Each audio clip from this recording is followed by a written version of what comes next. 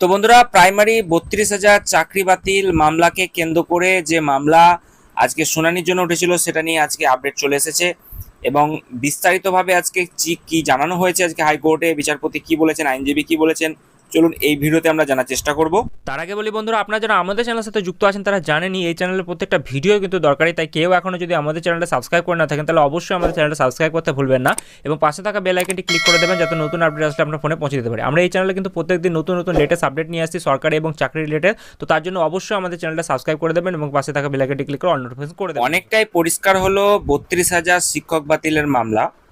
আজকে কলকাতা হাইকোর্টে আমরা দেখলাম যে 32,000 শিক্ষকের চাকরি বাতিলের মামলার শুনানি হয়েছে এবং সেক্ষেত্রে কলকাতা হাইকোর্টের ডিভিশন বেঞ্চ এই মামলার কিন্তু শুনানিতে যেটা বলা হচ্ছে দুপুর 2টো থেকে শুরু হয়ে বিকেল 3টে পর্যন্ত কিন্তু আমরা দেখলাম যে শুনানি চলেছে। শিক্ষকদের পক্ষে সওয়াল করেছিলেন বর্ষিয়ান আইনজীবী যিনি আছেন তারা, এবং সেক্ষেত্রে শুনানির মূল বিষয়বস্তু কি উঠে আসছে আমরা জানবো। তো যেটা বলা হচ্ছে, শুনানির শুরুতেই বিচারপতি পশ্চিমবঙ্গের সর্বব্যাপী দুর্নীতি ও কেলেঙ্কারি নিয়ে উদ্বেগ প্রকাশ করেছেন। তিনি নিয়োগকারী কর্তৃপক্ষের ভূমিকা নিয়েও প্রশ্ন তুলেছেন। তো 2 নম্বর যেটা বলা হচ্ছে যে অ্যাপটিটিউড টেস্ট নিয়ে বিতর্ক উঠেছে।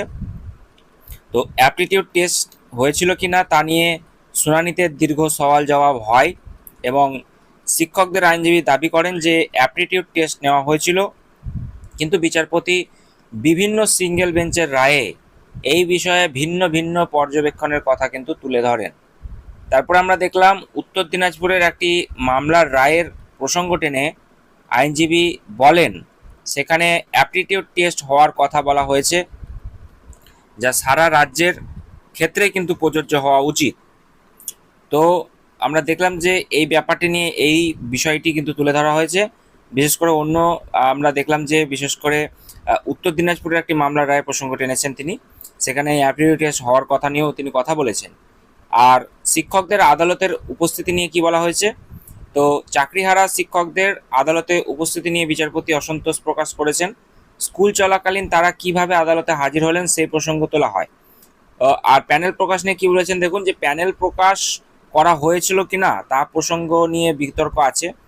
তো আইনজীবীর দাবি প্যানেল প্রকাশ করে ডিস্ট্রিক্ট প্রাইমারি স্কুল কাউন্সিল বা ডিপিএসসি কাছে পাঠানো হয়েছিল, কিন্তু বিচারপতি প্রশ্ন তুলেন রুল 9 অনুযায়ী সেই প্যানেল প্রকাশ্যে কেন আনা হয়নি। উত্তরে আইনজীবী বলেন যে পশ্চিমবঙ্গের নিয়োগ নিয়ম অনুযায়ী প্যানেল প্রকাশ্যে আনার কোনো বাধ্যবাধকতা নাকি ছিল না বা নেই। এবার সবথেকে বড় প্রশ্ন, দুর্নীতির দায় কার? তো আইনজীবী বলেন অন্য নিয়োগে দুর্নীতি হলে ওই প্রাথমিক শিক্ষক নিয়োগে দুর্নীতির কোনো প্রমাণ নেই। তিনি আরও বলেন যদি দুর্নীতি হয়েও থাকে তার দায় নিয়োগকারী বোর্ডের, অর্থাৎ সরাসরি তিনি বোর্ডকে কিন্তু দায়ী করেছেন, চাকরি প্রার্থীদের কিন্তু করেননি। তো এক্ষেত্রে বিচারপতি প্রশ্ন করেন যদি বেশ কয়েক বছর পর দুর্নীতি প্রমাণিত হয় তাহলে তার দায় কে নেবে।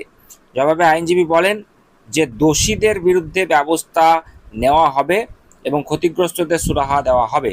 তো এই কথায় বলা হয়েছে আদালতের ভূমিকা। তো বর্ষিয়ান আইনজীবী বলেন যে আদালতের অভিভাবকের ভূমিকা পালন করে আদালত, এবং সেক্ষেত্রে তাই একসঙ্গে সকলের চাকরি বাতিল না করে যোগ্য ও বঞ্চিতদের সুযোগ দেওয়া উচিত। তো এই কথাই বলা হয়েছে। তো এই কথা বলার পরে পরেই একাধিক প্রশ্ন আসছে, তাহলে যোগ্য বঞ্চিতদের বাদ দিয়ে তাহলে কি চাকরি প্যানেল যেটা রয়েছে সেটা কি পুনরায় রিপাবলিশ হবে? এই কথা কিন্তু থেকে যাচ্ছে। জট কিছুটা হলেও খুললেও সেক্ষেত্রে যেহেতু ফাইনালাইজ হয়নি তাই এখনো পর্যন্ত কিছু বলা যাচ্ছে না।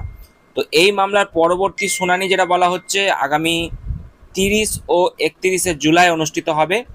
ওই দিনই মামলার রায় ঘোষণা হতে পারে বলে কিন্তু মনে করা হচ্ছে, অর্থাৎ 30 থেকে 31 জুলাই পর্যন্ত আমাদের অপেক্ষা করতে হবে। ওই দিনই মামলার রায় ঘোষণা হতে পারে বলে মনে করা হচ্ছে। তো এই ঘটনা এইটুকু জানা গিয়েছে এবং সেক্ষেত্রে খুব শীঘ্রই আমরা এই নিয়ে আপডেট আপনাদেরকে দেব এবং বিস্তারিত কিছু আপডেট আসলে আমরা কিন্তু আপনাদেরকে জানিয়ে দেবো। তো এইটুকুই আপডেট ছিল। ভিডিও ভালো লাগলে অবশ্যই একটি লাইক করে দেবেন আর চ্যানেল নতুন আসলে চ্যানেলটি সাবস্ক্রাইব করতে ভুলবেন না।